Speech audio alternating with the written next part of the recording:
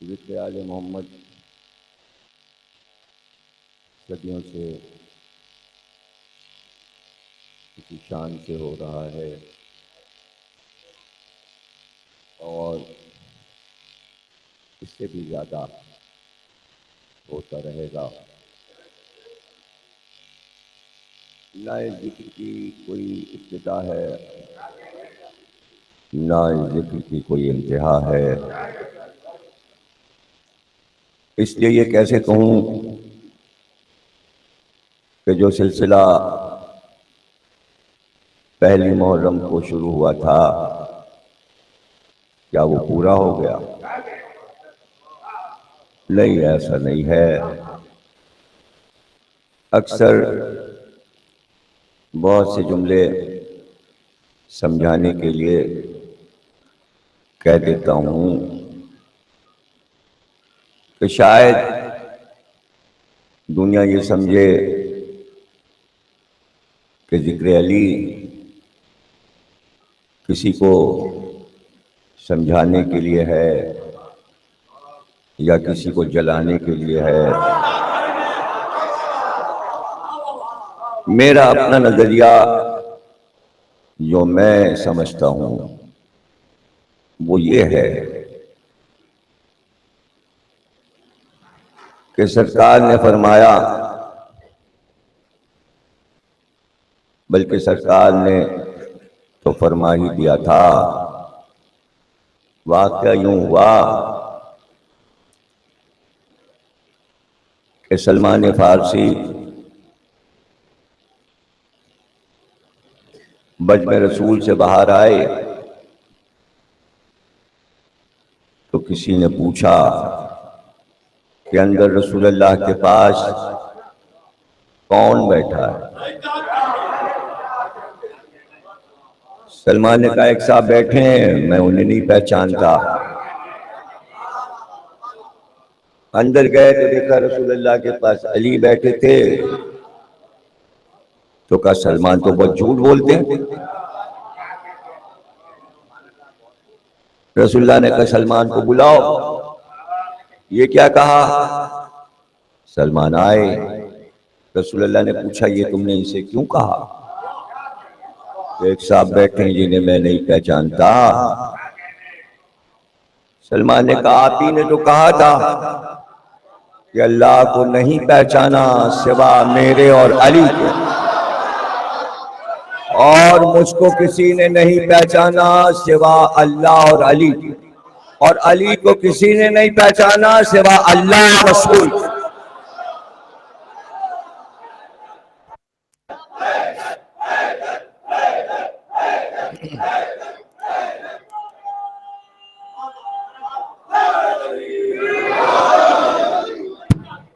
तो जाहिर है कि जहां सलमान जो ईमान के 10 दर्जों पर फायज हों और वो ये कहें कि मैंने अली को नहीं पहचाना,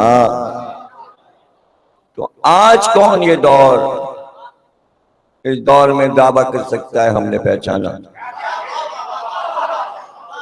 तो हमने अपनी मजालिस में जो जिक्र अली को मुसलसल बयान किया, इसलिए कि हम समझना चाहते हैं अली क्या है। तो पहले हमें समझ लेने दीजिए, फिर हम समझा लेंगे। तो 1400 बरस गुजर गए, आज तक ये पता न चला कि अभी कितना जिक्र बाकी है और कितना हो चुका। तो मसला दरअसल ये है कि हम किसी भी मौजू पर अली का जिक्र करके ये चाहते हैं कुछ थोड़ा सा समझें, ताकि बच्चों को समझाएं कौन सा रुख है अली की जिंदगी का जिसके लिए ये दावा कोई करे कि समझ में आ गया। ना अली का इल्म किसी के समझ में आया, ना अली की शजाअत किसी के समझ में आई, ना अली की सखावत किसी के समझ में आई। न अली की अदालत किसी की समझ में, न अली की इबादत किसी की समझ में। कौन ये दावा करेगा कि मुकम्मल हमने अली के इल्म को समझ लिया? भाई जब समझे ना आप कि जब कुछ दे दिया हो, इसलिए कि पुकारते थे और कहते थे आओ बैठो तो हमारे पास कुछ इल्मी बातें बता दें, दो चार से ज्यादा तो ना आए, दो चार आए बता दिया। और वो कितनी देर बैठे और कितनी देर दिल लगा, तो फिर यही पता चला कि रातों को आधी रात को उठकर सहरा में जाते और कुएं में मुंह डालकर सारा इल्म सुना देते। सुनने वाला नहीं था तो क्या लोगों के कान नहीं थे? हाँ कान थे, सुनने वाले थे, बार उठाने वाले थे।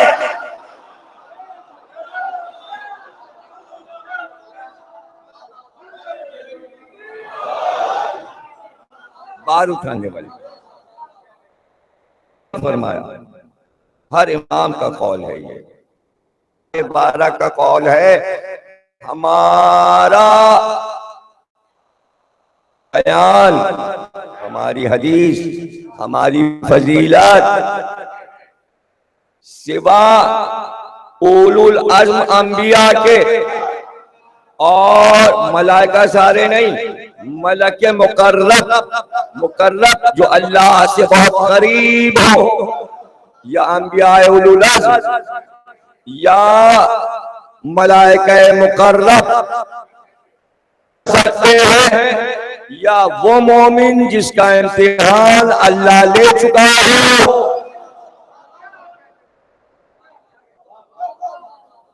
तो कौन बार उठाएगा? बयाने अली का बार कौन उठाएगा? जो कुछ बयान हुआ वो समझ में आ गया? नहीं समझा, नहीं समझ सके।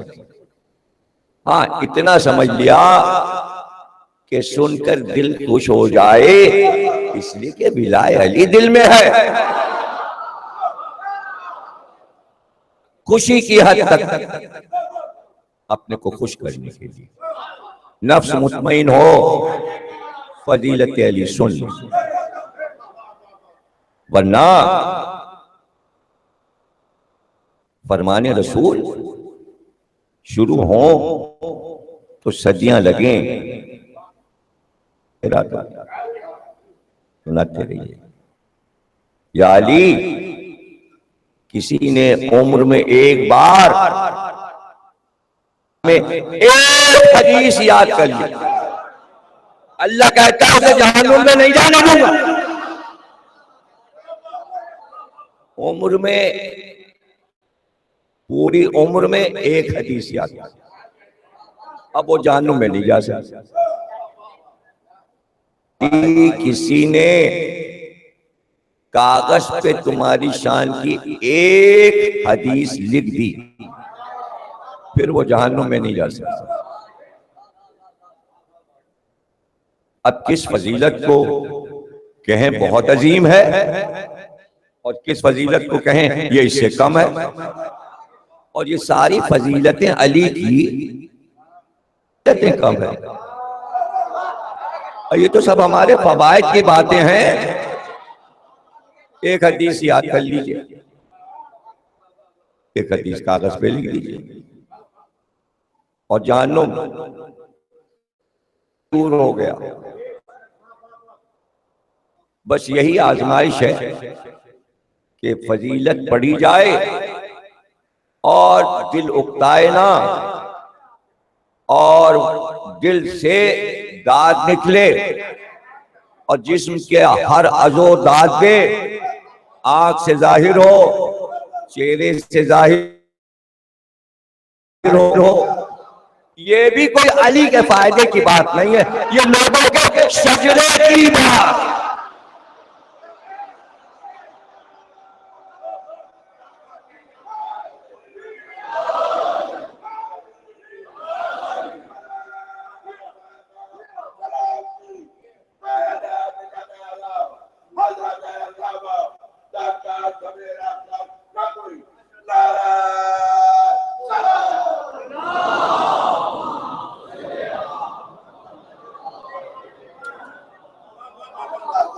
अजीब निजाम रखा अल्लाह ने, और उसे राज बना के छुपा दिया। एक सिस्टम रखा, वो सिस्टम यह है कि बच्चा मां के यहां पैदा हुआ, सिवा मां के किसी को नहीं मालूम ये बच्चा किसका है।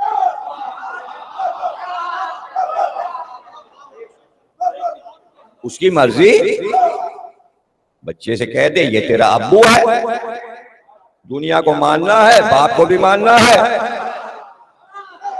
और बाप पूछ नहीं सकता कि कैसे तुझे यकीन आ गया कि मेरा ही बेटा है। आज तक किसी ने पूछा मां से, किसी शौहर ने बीवी से पूछा? बात कहां समझे आप? इस्लाम में, शरीयत में जब अदलिया में गवाह मांगे जाते हैं तो कहते हैं 2 मर्द लाओ गवाह, तब जाके निसाब शहादत कबूल होगा। और 2 मर्द ना मिले तो 4 औरतें लाओ, 4 औरतों की गवाही 2 मर्दों की गवाही के बराबर है। वल्दियत में न 2 मर्द गवाह है और न 4 औरतें, 4 की चौथाई एक गवाही कि फला का बेटा है। लो भाई लो, लिखवा लो अपनी वल्दियत। परवरदिगार कोई और इंतजाम रखता, गवाही बाप की तरफ से होती तो ज्यादा अच्छा था।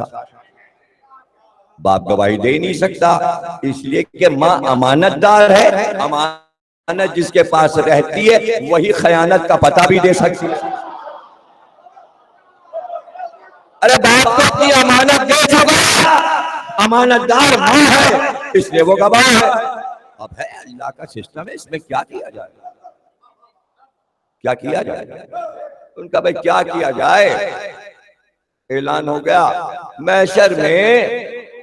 मैशर में सबका नाम पुकारा जाएगा तो मां के नाम के साथ।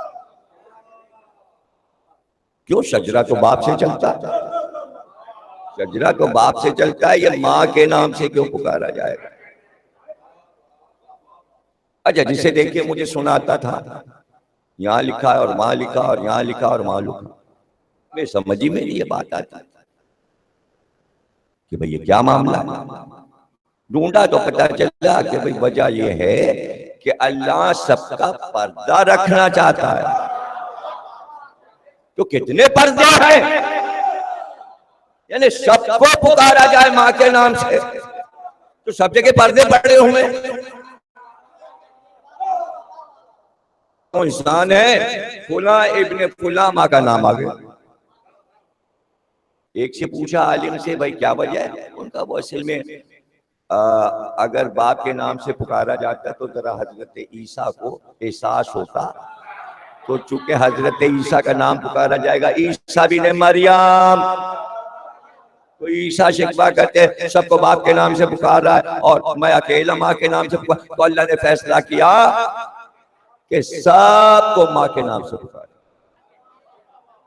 चलो भाई ये भी किताब में पढ़ लिया, पढ़ते पढ़ते कौले इमाम जाफर सादिक मिला। इमाम ने फरमाया, मासूम से पूछा गया क्या माँ के नाम से महशर में सबको पुकारा जाएगा? हाँ, मगर जो बिलाते अली पर उनको की तरफ।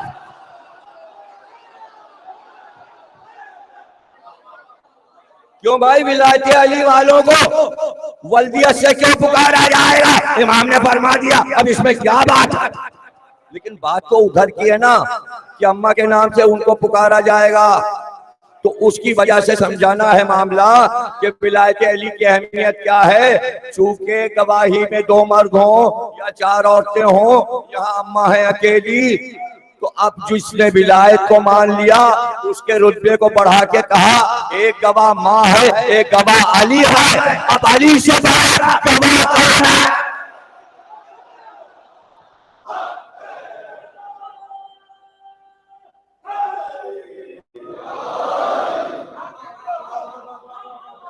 देखा विलायत अली का फायदा अली को कहां पहुंचा।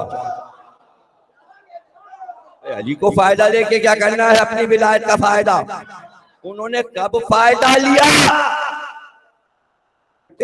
अरे 14 मासूम ने अपनी फजीलतों से क्या फायदा लिया। उनको फायदे से क्या लेना।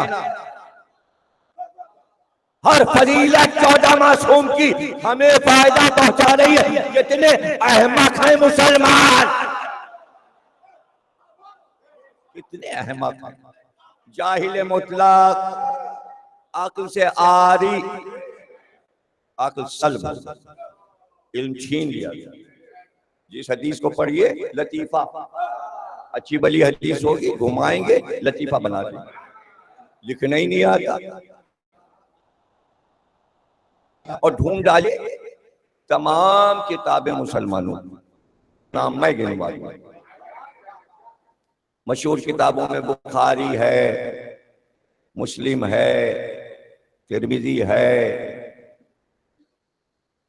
सुनन इब्ने दाऊद है, सुनन इब्ने माजा है, मुस्नद अहमद बिन हंबल है, तिरमिजी है। ये है किताबें ढेरों, सारी किताबें पढ़ डाली है।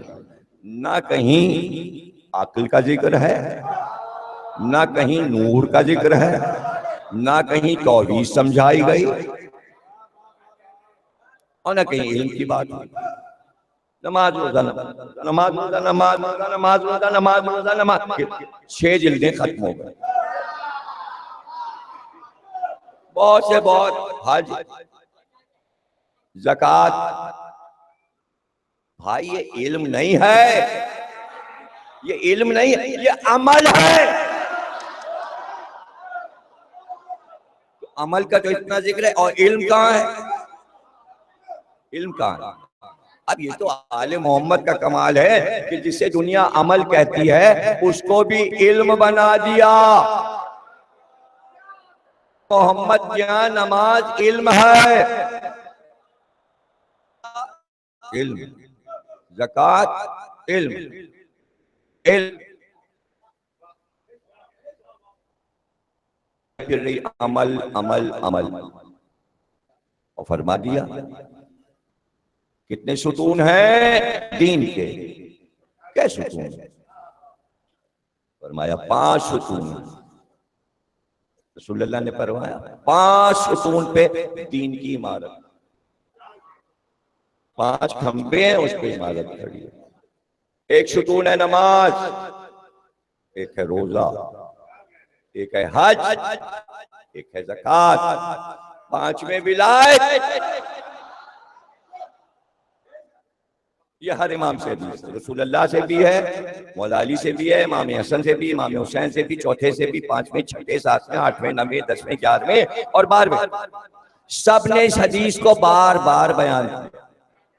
और इसी तरह बयान किया उसूल काफी में मौजूद और दीगर किताबों में मौजूद। और फरमाया दीन 5 सुतूनों पर है, लेकिन अगर विलायत नहीं तो चारों सुतून बेकार। अगर विलायत अली नहीं फिर नमाज भी नहीं, रोजा भी, और हज भी नहीं, और ज़कात। ये सब कुछ है अली के साथ। विलायत अली समझा चुका। विलायत अली क्या है। विलायत अली अल्लाह का वो इख्तियार जिससे वो कुन कहता है तो दुनिया बनती है, अल्लाह का वो इख्तियार जिससे वो कायनात को चलाता है, उसका हर अम्र हर सांस के साथ दुनिया में ज़हूर पजीर हो रहा है। ये उसकी खुदाई है, ये अल्लाह की विलायत है। वही विलायत रसूल की विलायत, वही विलायत अली की विलायत। जैसा इख्तियार कायनात पे अल्लाह का है वैसा ही अली का है।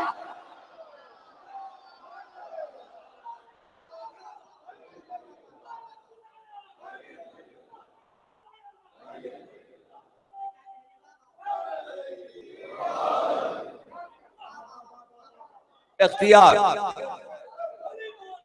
इख्तियार नहीं, इसलिए कि एक ही वक्त में जो अल्लाह ने तय किया वही आले मोहम्मद तय करते हैं। बाल बराबर का फर्क नहीं होता कि कुछ देर हो गया, अल्लाह ने पहले सोचा, आले मोहम्मद ने बाद में। एक साथ जैसे अल्लाह को अब कहना है, उसे कहना है, उसने तय किया, उसका इरादा है, लेकिन उसके पास दहन नहीं, जबान नहीं, लफ्ज इस्तेमाल नहीं कर सकता, बोल नहीं सकता। बोले तो रब नहीं है, बोल दिया तो रब नहीं है, सुन लिया तो रब नहीं है, देख लिया तो रब नहीं है, सूंघ लिया तो महसूस किया तो रब नहीं है। और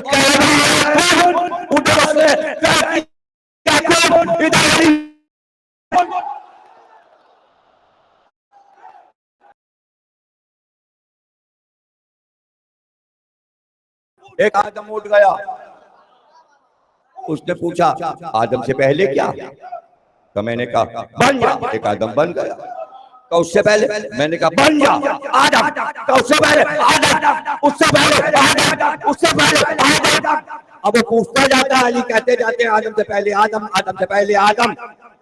वो घबरा गया, उसने कहा कब तक? कयामत तक पूछेगा, बताऊंगा। आदम से पहले आदम। अली बनाते गए, आदम बनते गए, अली बनाते गए, आदम बनते गए। हम ना कहते कि आदम को अली ने बनाया। अगर अल्लाह कुरान में ये ना कहता कि हमने अपने हाथ से मिट्टी गूंथी और आदम को बनाया, अगर अल्लाह के हाथ हो जाए तो वो अल्लाह नहीं।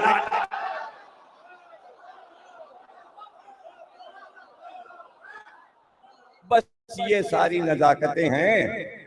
मार्फत की मजलिस हो गई, कभी कभी कोई साल में एक पढ़ देते हैं मार्फत वाली, वरना ऊपर ऊपर से गुजर जाते हैं ताकि लोग रोएं पीटे ना, ज्यादा बातें ना फैलाएं और फजूल की बातें ड्राइंग रूम में ना करें और रास्ते में बकते झकते ना जाएं कि 2.25 महीने का सारा सवाब यहीं रिजविया के गेट पे खत्म हो जाए। बचाना भी तो है, उनको बचाना भी तो है। बात पहले कह दी, जब सलमान के समझ में ना आए में आएंगे या जिले रजा के समझ में आएंगे या जावेद के समझ में आएंगे या हैदर भाई के समझ में आएंगे। अरे कौन दावा करेगा अली को समझ लिया? दावा बेकार है, मोहब्बत का तेरा।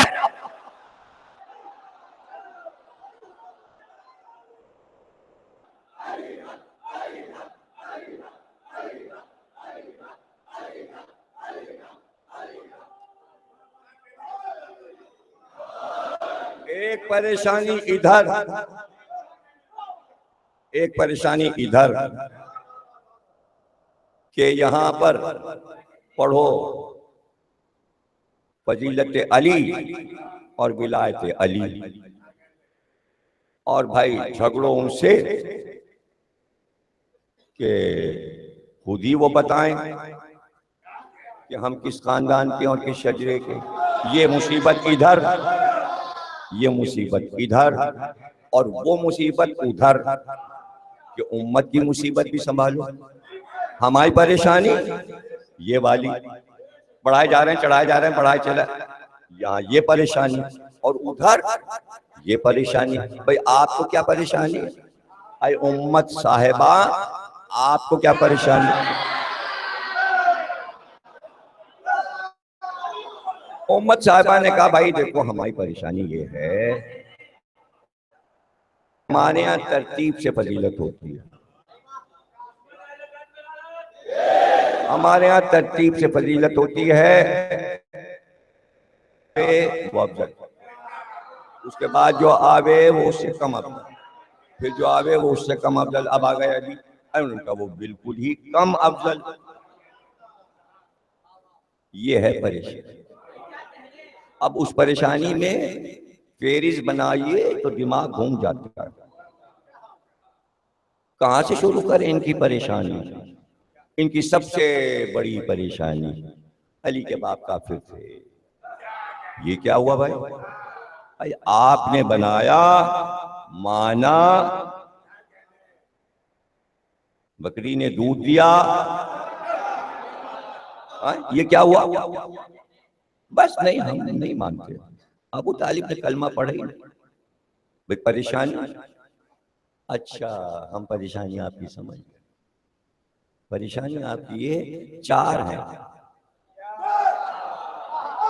अब वल्दियत तो सबकी लिखनी है,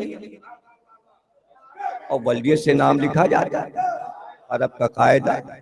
तो फला इब्ने कहाफा, फुला इब्ने खत्ताब, फुला इब्ने अफ़्फ़ान, फुला इब्ने अबी तालिब। हमने चारों के नाम नहीं लिए, इसलिए कि अब्बाओं के नाम ले दिए। अब नाम तो लिखा जा रहा है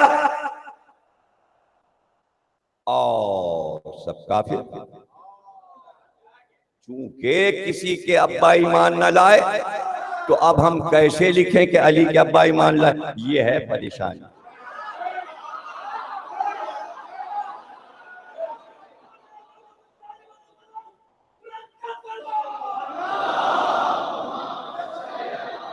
आई परेशानी समझ में आ गई?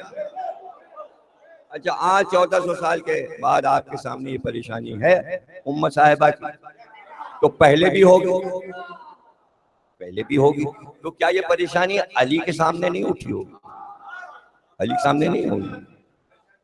मसला पहले अली के सामने उठा, रसूल अल्लाह के सामने नहीं उठा। सबको पता था करारा जवाब मिलेगा, तो वहां रसूल अल्लाह के सामने कोई बात इस मसले पे नहीं। अब बाद में तो भाई अली कमजोर हो गए, जो चाहे कह लो, वो तो बाग में काम कर रहे हैं और ये पता है तलवार निकालेंगे नहीं और मारेंगे है नहीं, इसलिए कि रहमतिल लिल आलमीन है। ये 14 के 14 रहमतिल लिल आलमीन है। अव्वलुना मोहम्मद, आखिरुना मोहम्मद, औसतुना मोहम्मद, कुल्लुना मोहम्मद। ये सब मोहम्मद हैं और मोहम्मद रहमत है और सब रहमत। ये कोई बहस की बात नहीं। मारेंगे है नहीं, तलवार निकालेंगे, जो चाहे कह लो। आ गए भाई, उन्होंने कहा कि वो या अली, क्या ये सही है कि तुम्हारा बाप जहन्नुम में जल रहा है? अली ने कोई जवाब ही नहीं। पैदल पे कई लोग आए और करीब से कह के निकल गए। ये हरकतें थी जो 20 साल 30 साल हुई हैं बाद रसूल, इस तरह परेशान किया। अब एक घोड़े पे बैठे हुए आए, वो कहने लगे क्या ये अली सही है कि तुम्हारा बाप जहन्नुम में है, जहन्नुम में जल रहा है? रवायतें तो बहुत सी बन गई थी, बना ली गई थी अबू तालिब के लिए। अब अली ने सर उठाया और कहा उतर घोड़े से और यहाँ बैठ जमीन पे, सामने बैठ, मैं भी बैठता हूँ, फिर तुम्हें बताता हूँ। उतरा, वो बैठ गया। अब वो पीछे वाले जो आके बक कर गए थे, वो पीछे आए थे कि अब क्या होता है। वो भी सब बैठ गए और जो तमाशा देखने आए थे वो भी बैठ गए। तमाशा बीन तो है ही मुसलमान।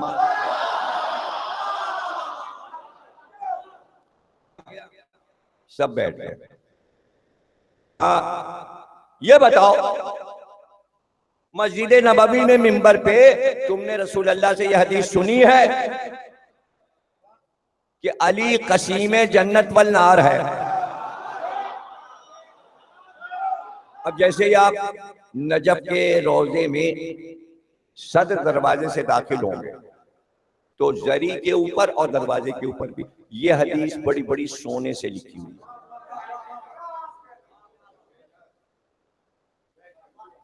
अली कसीम जन्नत वल नार है, यानी अली जन्नत और जहन्नुम को तकसीम करेंगे।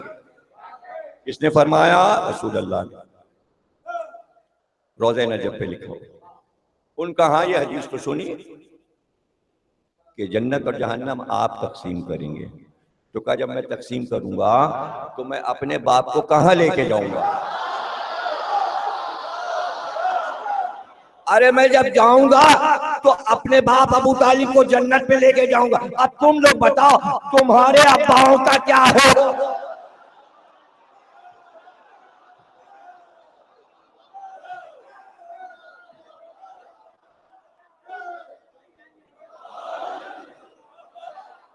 अब ये तुम बता दो, तुम्हारे अम्मा अब्बा कहाँ जाएंगे?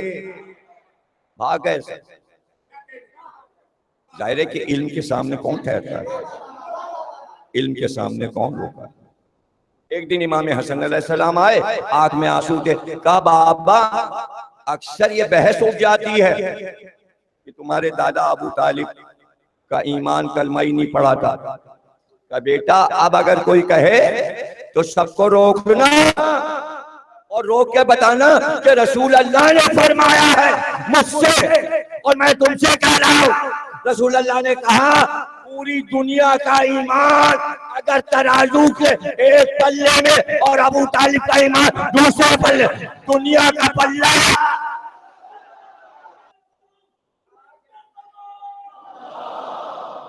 अब आके करबला हो गया और हजरत इमाम ज़ैनुल आबिदीन अलैहिस्सलाम से बहस हुई। सरकार, आपके परदादा अबू तालिब ईमान लाए थे? थोड़ा सा हल्का सा मुस्कुराए और कहा, भाई ये बताओ, दावत जुल अशीरा का वाकया सुना? कहाँ सरकार सुना? का किस किसने दावत जुल अशीरा में कलमा पढ़ा था? का सबने पढ़ा था? का औरतों ने पढ़ा था? कहाँ? नुमाया कौन खातून थी? का आपकी परदादी फातिमा बिनते असद, उन्होंने दावत जुल अशीरा में वो ईमान लिया है रसूल अल्लाह पे। का उसके बाद तुमने रसूल का ऐलान सुना था कि अगर किसी शख्स की बीवी ईमान नहीं लाई तो तलाक दे दो, अगर शौहर ईमान लाया तो बीवी को तलाक दे दो,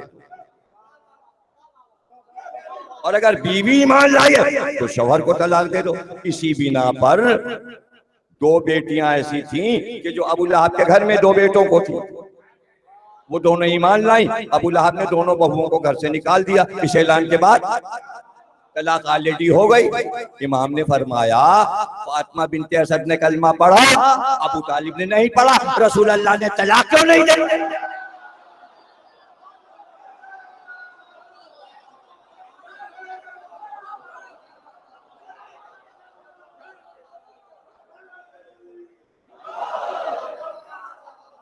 अब हजरत इमाम जाफर सादिक सल्लल्लाहु अलैहि वसल्लम,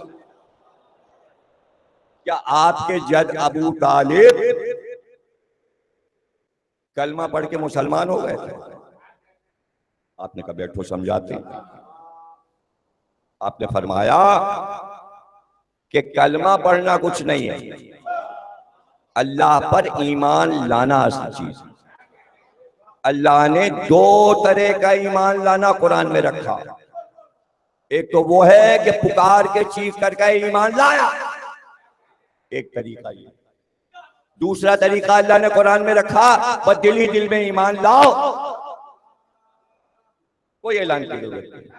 और फिर अल्लाह ने फरमाया, जो दिल दिल में लाया उसका रुतबा उससे बुलंद है जो पुकार के और चीख के लाया। इमाम सादिक फरमा रहे, क्या इसकी मिसाल असहाबे कहफ है। दिल में छुपाए थे तौहीद और ऐलान नहीं किया था, कलमा नहीं पढ़ा था। अल्लाह ने वो रुतबा दिया कि अब तक जिंदा रखा है। जैसे असहाबे कहफ का ईमान, वैसे अबू तालिब पाए। अबू तालिब को ज्यादा सवाब मिला इसलिए कि धूम धड़के से ढोल बजा के ऐलान नहीं किया। अब वो मैं लाहौर चला गया तो वहां मजलिसें होने लगी, वो बार वाले आ गए, हाई कोर्ट लाहौर, सारे जजेज और वकील और सब। उनका भाई वो ऐसा है कि हमने प्रोग्राम यौम हुसैन रखा है, आपकी सदारत है। अच्छा, यौम हुसैन सदारत, आएंगे सब वकला होंगे और जजेस होंगे और जस्टिस होंगे। जब वहां पहुंचे उन्होंने कहा, देखिए रखा तो यौम हुसैन है, तकरीर आपको अबू तालिब पे करनी है। मैंने कहा ये क्या, यौम हुसैन और अबू तालिब पे? कहने जी हाँ, मसला ये है कि रोज यहाँ वकला में मारपीट हो जाती है, कैंटीन में कभी जजेस की बहस हो जाती है, इसलिए कि इधर से हम दलीलें देते हैं वो साहिब ईमान थे और उधर से वो कहते हैं कि नहीं वो कलमा नहीं पढ़ा। तो आज जरा आप 1 घंटे तक समझा दीजिए अबू तालिब। मैंने कहा मैं समझा देता हूँ। तो मैंने कहा देखिए बात यह है कि हमारे मुसलमान रूहानियत के कायल नहीं, मादियत के कायल हैं, इसलिए वही चीजें उन्हें नजर आती हैं जो धूमधाम से माशरे में हो। और मैंने कहा जज साहिबान और वो कला साहिबान, हुआ ये कि हजरत उमर ने कहा हम रसूल को मार डालेंगे, मार डालेंगे, और तलवार लेके के लिए कत्ल करने के लिए। अब जो चले घर से तो शोर शराबा, तलवार लहराते, अब पीछे पीछे मजमा चला। अरे भाई कहाँ जा रहे हैं, कहाँ जा रहे हैं, मशहूर शख्सियत है, कहाँ जा रहे हैं, खूब मजमा चला, पीछे पीछे पीछे पीछे पीछे। उनका भाई रसूल को मारने जा रहे हैं, आज तो ये मार डालेंगे रसूल अल्लाह। इतना शोर मक्के में मचा और पहाड़ियों में घूमने लगा, ये हो गया और वो हो गया, हर कबीला निकल आया, अरे साहब हीरो साहब आए हैं और रसूल अल्लाह आज नहीं बचेंगे, रसूल अल्लाह आज नहीं बचेंगे। अब एक बार वहां पहुंचे और पहुंच गए अबू कुबैस पे। अब जो वहां पहुंचे, एक तरफ खड़े थे जाफर तैयार, एक तरफ खड़े थे हमजा, दोनों थे शेर। दरवाजा जो खुला तो रसूल अल्लाह के पीछे खड़े थे अली, गए थे मारने। एक दफा ऐसे ठोकर जो खाई तो सर जाके रसूल के कदम से टकराया, कहने लगे ला इलाहा इल्लल्लाह, ला इलाहा इल्लल्लाह, मुहम्मद रसूल अल्लाह, ला इलाहा इल्लल्लाह, मोहम्मद रसूल अल्लाह। पूरे मक्के ने देखा, जितनों ने देखा वो रावी बने। चूंकि हजरत उमर ढोल बजाते कलमा पढ़ने आए थे, तो वो कला साहिबान आपने देखा, जज साहिबान वो ढोल बजा के ला इलाहा का अबू तालिब जुलूस के साथ गरी में पढ़ लिया, तुमको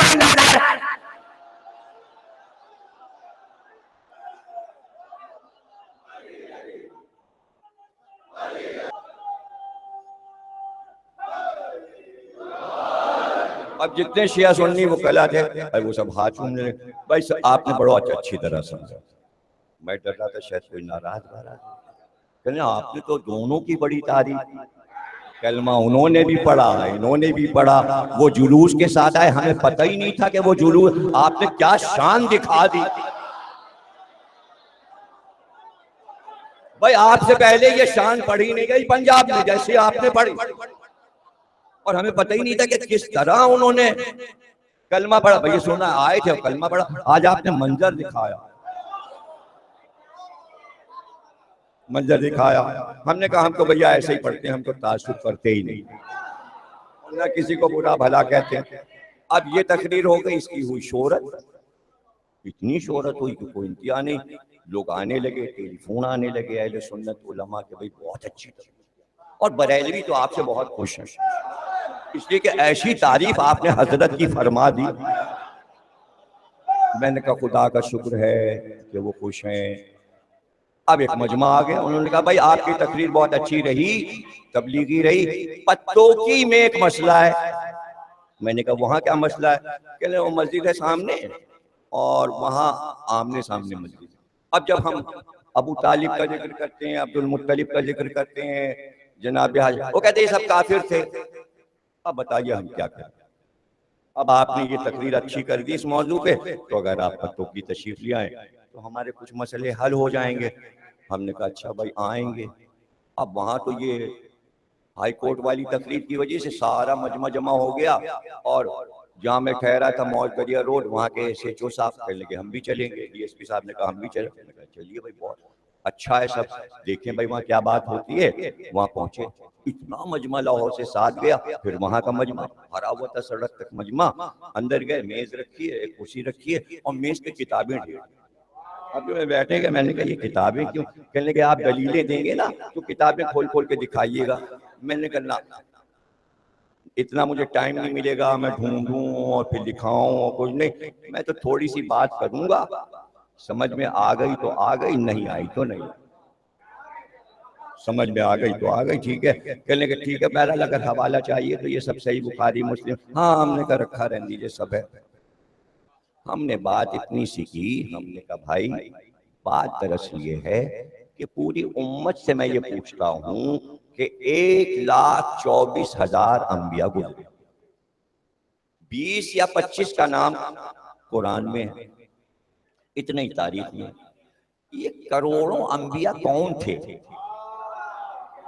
थे कौन करोड़ों अंबिया? तो भाई पता ही चला कि अंबिया दो तरह के थे। एक वो थे जो ऐलान करते थे कि हम तबलीग करने आए, एक वो थे जो अपने खानदान पर मबूस होते थे और तक़िये में तबलीग करके चले जाते थे। तो दो तरह के नबी हैं। तो वो जिन्होंने ऐलान किया वो बनी इसराइल के थे। वो करियों में, गांव में, कौमों पे गए, ऐलान किया और उन्होंने तबलीग की। लेकिन वो जो तक़िये में रहे, सिर्फ खानदान पे मबूस हुए और अपने अहले खाना को दीन समझा दिया, और वो अंबिया खामोशी से दुनिया से चले गए। वो कौन थे? एक शाख तो वो आई कि जो आदम के बाद इराक में फैली, ईरान में फैली, अफ्रीका में फैली, यूनान तक गई, यमन तक गई। एक शाख अरब में रही और वो खाने काबा बना के इब्राहिम, अब वो शाख चली और वो चली पर्दे में। उनको जरूरत नहीं थी, इसलिए कि अरब में अक्सरियत नहीं थी, कौम कोई थी नहीं, इसलिए वो अपने खानदान पे मबूस होते, अहले खाना को तौहीद समझाते, नबुवत समझाते, विलायत समझाते, और उसके बाद उनको साहिब ईमान करके वफात पाते और वही खाने काबा में दफन हो जाते। अब उनके नाम हम आपको बताए देते हैं। वो इस्माइल के बाद शुरू हुए, वो सारे नबी थे। उनके बेटे अदनान नबी, फिर अलीसा नबी, फिर हमीसा नबी, फिर नदर नबी, फिर मजर, फिर लिवाई, फिर गालिब, फिर कनाना, फिर अब्द मनाफ, फिर हाशिम, और फिर अब्दुल मुत्तलिब, और फिर अब्दुल्ला और अबू तालिब। ये सब नबी थे, ये सब नबी थे और मासूम थे। उन्होंने कहा आपने तो मसला ही हल कर दिया। मैंने कहा पहले हमारी बात की तरदीद कीजिए, ये साबित कीजिए कि अबू तालिब नबी नहीं थे। जब आप साबित कर लेंगे नबी नहीं थे, तो हम आगे की बात करेंगे कि फिर वो क्या थे। और आप साबित नहीं कर पाएंगे कि वो नबी नहीं थे। सारी नबूवत की शान उनमें थी, सारी नबूवत की बातें, उनके उसूल, उनकी बातें। सबसे बड़ी दलील ये है कि जो एक नबी पहले होता है उसके बाद दूसरा नबी आता है। जैसे दाऊद के बाद सुलेमान आए, तो अब दाऊद के बाद जब सुलेमान आएंगे तो जरूरी नहीं कि दाऊद सुलेमान का कलमा पढ़े। कुछ भी नहीं समझे। अरे भाई, जब दाऊद के बाद सुलेमान आएंगे, जकरिया के बाद यहिया आएंगे, तो क्या जकरिया यहिया का कलमा पढ़ेंगे? क्या दाऊद सुलेमान का कलमा पढ़ेंगे? चूंकि अबू तालिब नबी थे तो मोहम्मद का कलमा क्यों पढ़ते? आप समझ गए मामला? तो पहले ये साबित कर लीजिए अबू तालिब वली थे, अबू तालिब हुज्जत थे, अबू तालिब नबी थे, वरना 1,24,000 नहीं पूरे हो। और कुरान में कह दिया कि अंबिया के शजरे में मोहम्मद को भेजा। पाकीज़ा, ताहिर, नूरानी सफर है सरकार। और आगे का कह दिया अगर होता तो अली होता। अगर में मामला खत्म हो गया कि अब नहीं होगा, अब नहीं होगा, तो लोग समझे ये तो बड़ा कमतर रुतबा है इमामत का, वह नबूवत का बड़ा है। लेकिन ये समझे ही नहीं कि इमामत का रुतबा नबूवत से बड़ा है। इसलिए कि इब्राहिम को नबूवत दी, रिसालत दी, खुल्लत दी, तो ये ना कहा कि खानदान में। लेकिन जैसे ही कहा इन्नी जाइलो का लिल्लाह से इमामा, हमने तुम्हें इंसानियत का इमाम बनाया। इब्राहिम ने कहा क्या मेरी नस्ल में ये ना जाएगा? पता था नबूवत को कयामत तक नहीं जाना, इमामत तो कयामत तक। ये तो कुरान है भैया। ओदा तो एक ही कयामत तक जाएगा। अव्वल तौहीद, दूसरे अदल, तीसरे नबूवत, चौथे इमामत, पांचवें कयामत। कयामत जुड़ी है इमामत से, इमामत का सफर है कयामत तक। तो इस तरह कहते हैं कि सरकार भी इमाम है। 1,24,000 अंबिया के इमाम है। इसलिए कि इब्राहिम की नस्ल में जो इमामत आएगी उसमें सरकार इमाम है। भला ये ओहदा नबी से कैसे रह जाता? चुन रहा है इंतखाब। इन्नल्लाह अस्तफा आदमा व नूहन व आला इब्राहीमा व आला इमराना अलल आलमीन। हमने मुस्तफा बनाया आदम, नूह, आले इब्राहिम, आले इमरान। इमरान कौन? अबू तालिब। आले इमरान कौन? अली से लेकर महदी तक। उम्रों की कैद नहीं, उम्रों की कैद नहीं। 25 साल के मोहम्मद तकी, 28 साल के इमाम हसन अस्करी इमामत का काम पूरा करके जाएंगे।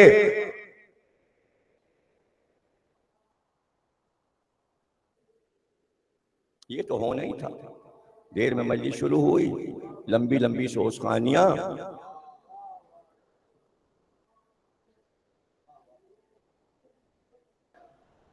इमामत तक आ गए तो जरा सा नायब इमाम पे भी बात हो जाए। तो फतवा एक सुना दूं ताकि बच्चों को याद रह जाए, जवानों को याद रह जाए। आयतुल्लाह खूई रहमतुल्लाह अलैह से फतवा लिया गया कि मजलिस और नमाज का अगर टकराव हो जाए तो क्या हो।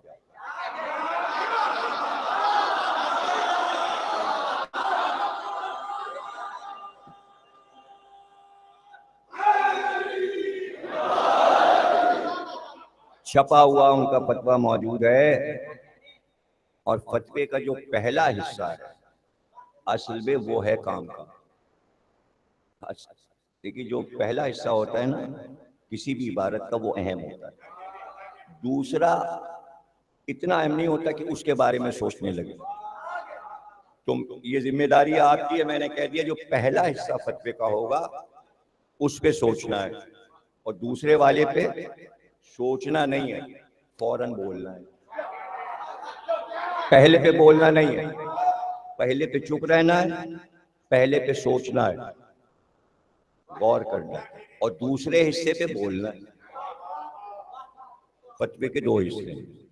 आपने फरमाया कि खबरदार एहतियात करो कि कभी मजलिस नमाज के वक्त ना रखो। यह है सोचने वाली बात।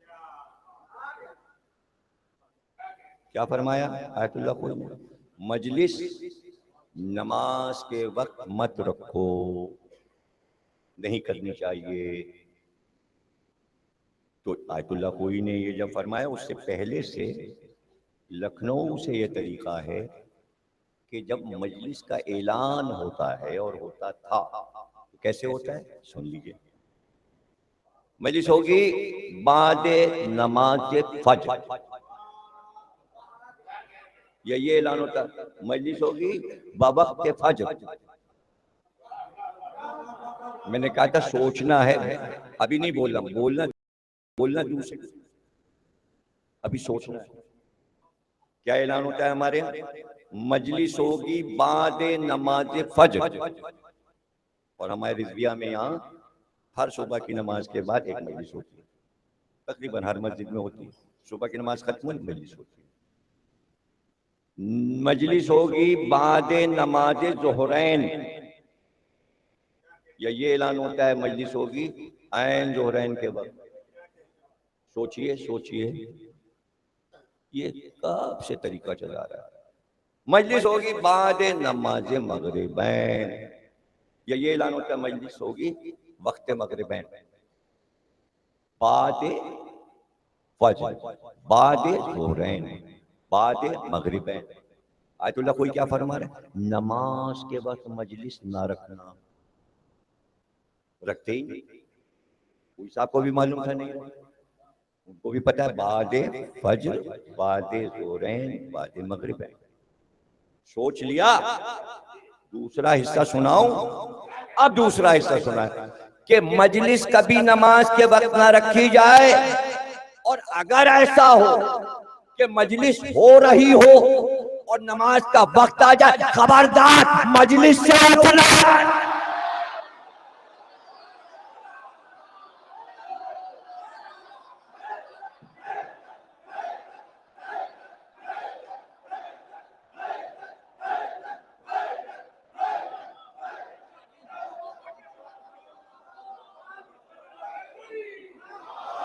अरे लोगों ने पूछा सरकार वजह का, वजह ये है कि मजलिस में 14 मासूम बैठे, उन्हें छोड़ के कितने आ जा।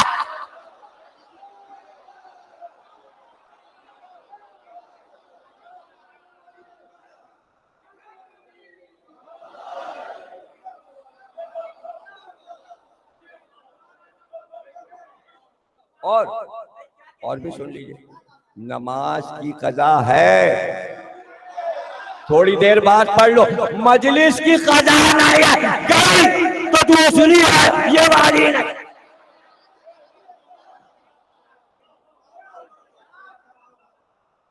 तो जनाब आली ये मसाइल बड़े गंभीर थे और आइम्मा से पूछे जाते थे, लेकिन हिसार था, हुकूमत वक्त का, मजालिम थे, और लाकर मदीने से सामरे में एक तरीके से कैद कर दिया था, छावनी में, फौजी छावनी, बीच में घर, चारों तरफ फौज, 10वें 11वें, 2 इमाम इस तरह सामरे में जिंदगी गुजार गए। लेकिन चाहने वालों को किसने रोका है? चाहने वालों को किसने रोका? बाद शहादत इमाम एक दुकान पर एक बाहर का आने वाला बैठा हुआ था सामने में।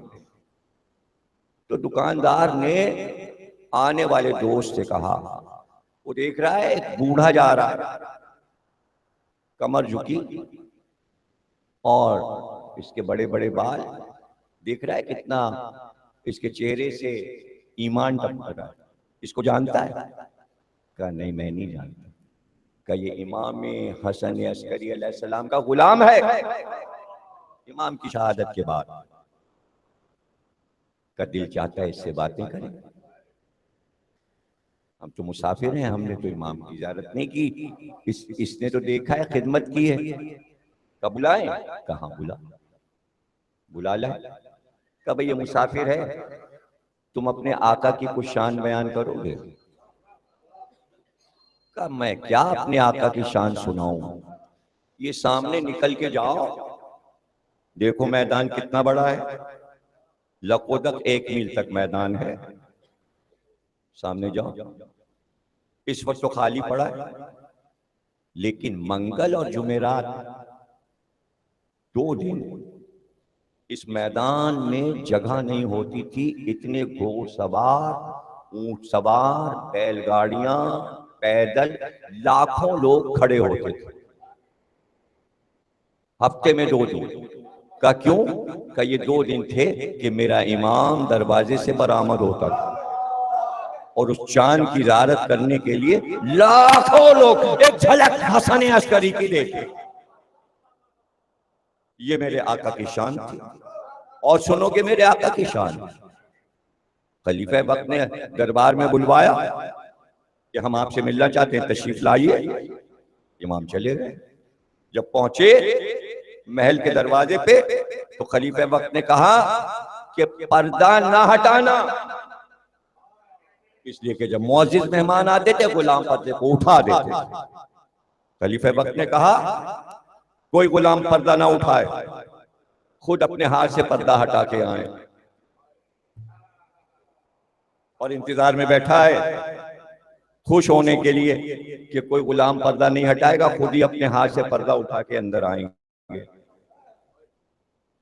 लेकिन जैसे ही पर्दे के पास पहुंचे एक तेज हवा का झोंका आया और पर्दा उठा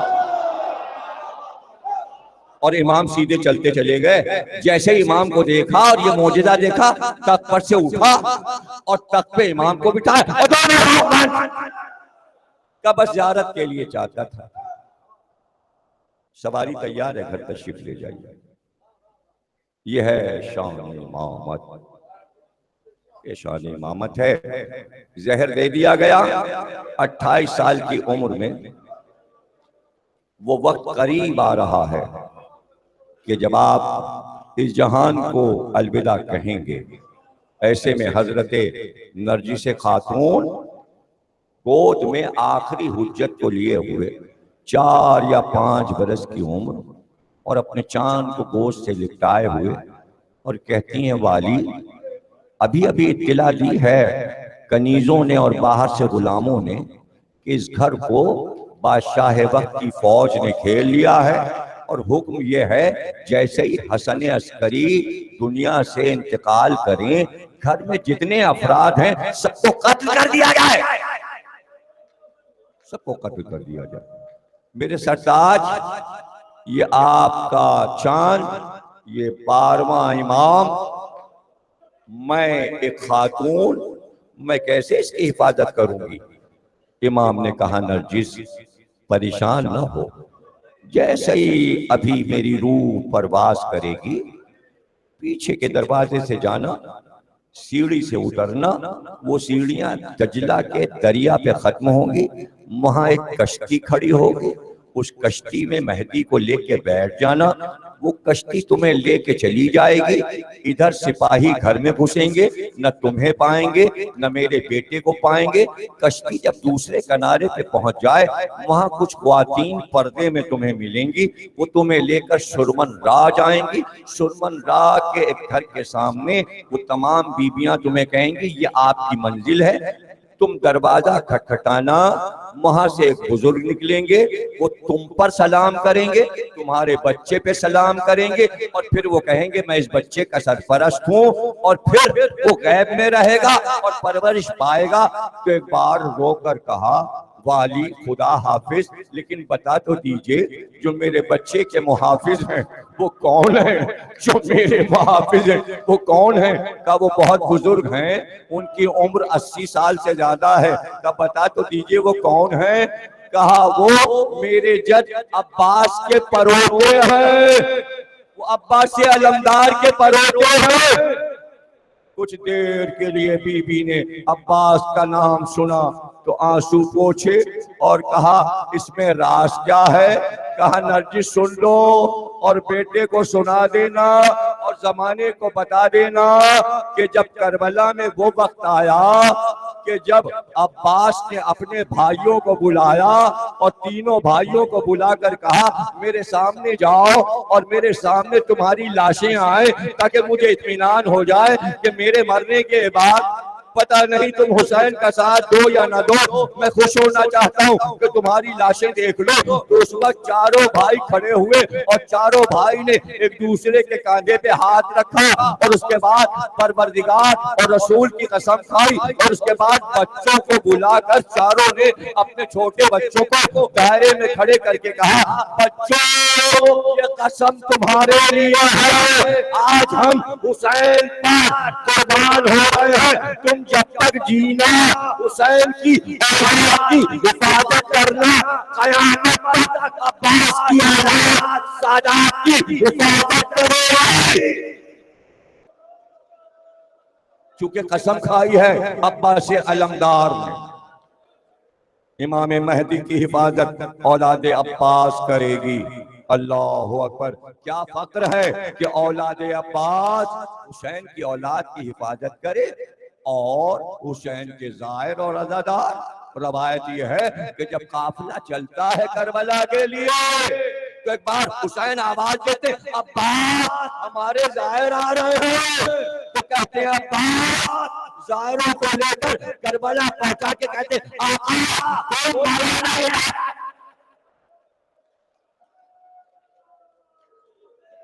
जिंदा और सलामत जाहिर आपकी कब्र तक पहुंच गए। अल्लाह अकबर। वाक़या करबला को 20 बरस गुजर गए। असहाबे सैयदुल साजिदीन तशरीफ फरमा थे और आप बैठे हुए थे। तमाम सब असहाब अंसार के बाद इस मस्सरा की तरफ का पर्दा उठा और एक खूबसूरत जवान बरामद हुआ। जैसे ही वो खूबसूरत जवान आया, स्याह अमामा लगाए, चांद जैसा चेहरा, सैयदुल साजिदीन खड़े हुए, गले लगाया, पेशानी चूमी और उसके बाद जहां बैठे थे वहां उस जवान को बिठाया और उसके बाद पहलू में बैठे, बातें करने लगे।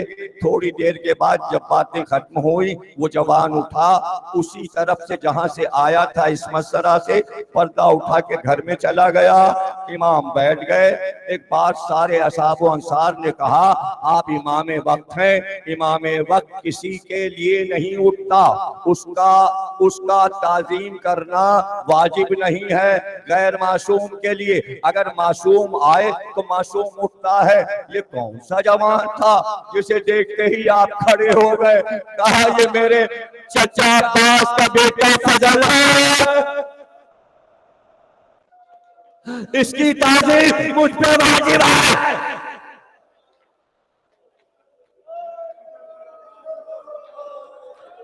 अब्बास का बेटा जवान हो गया,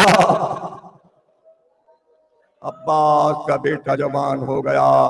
कहते हैं बाद करबला एक ईद आई, और वो ऐसी ईद आई, ऐसी ईद आई कि समझ में नहीं आता था कि अहले हरम कैसे ईद मनाएंगे। बच्चे मारे गए, घर के जवान, अरे 18 जवान और लाशें करबला में, अब ईद कैसे होगी? लेकिन मदीने वालों को मालूम था कि अहले हरम ईद कैसे मनाते हैं।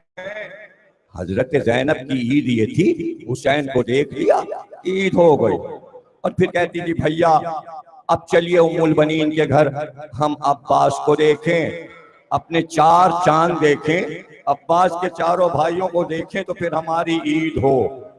कहते हैं जनाब ज़ैनब की हमारी जाके रुकती थी उम्मुल बनीन के घर पर, और चारों भाई बहन को शहजादी समझकर शहजादी की तरह अमारी से उतारते, कमर में तलवारें लगाए, पर्दे का एहतमाम होता, शहजादी अंदर जाती और एक बार मसनद बिछा दी जाती, अली की बेटी मसनद पे बैठ जाती, चारों भाई सामने खड़े हो जाते, और कुछ देर के बाद माँ एक इशारा करती, इशारे को पाकर अब्बास कहीं चले जाते। ये ईद सुना रहा हूँ, करबला से पहले की ईद सुना रहा हूँ। तकरीर खत्म हो गई, ताबूत आने वाला है, आखिरी जुमले सुन लीजिए, बहुत रोएंगे। ताबूत देखकर जब मातम करेंगे, अलविदा करेंगे और ये लफ्ज याद आएंगे तो बड़ा गिरिया तारी होगा।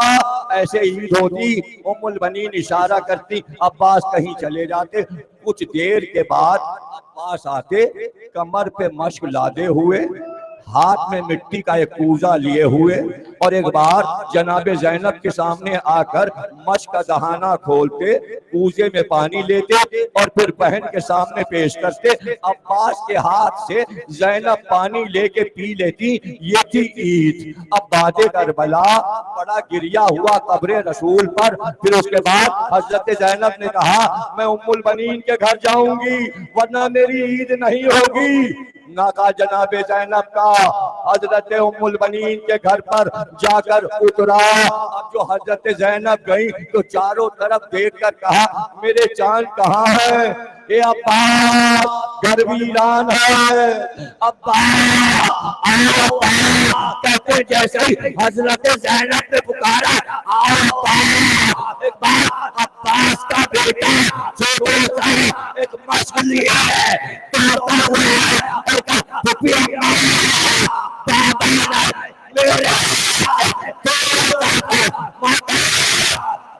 अलविदा, अलविदा,